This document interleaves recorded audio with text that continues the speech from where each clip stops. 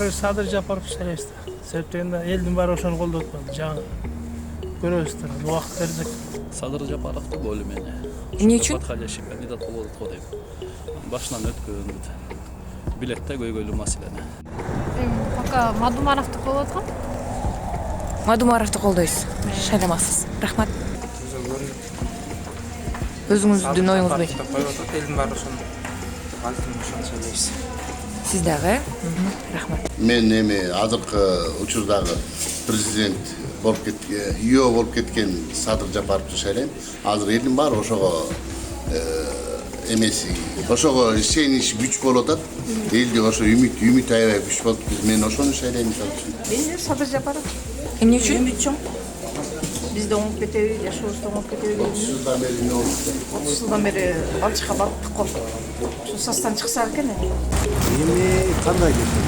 Садыр Жапаров шайлайм. Эмне үчүн?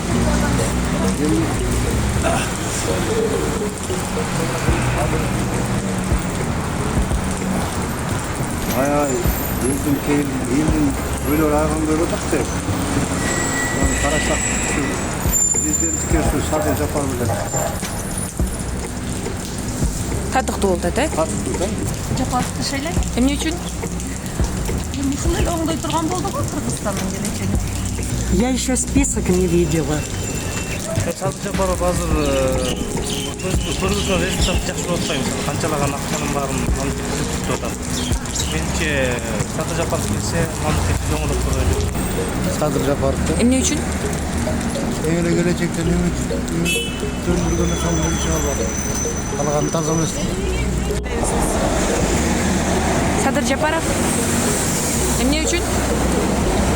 Ишеничтүү адам Садыр Жапаров, адам башка адамды көрбөйбүз го. Садыр Жапаров.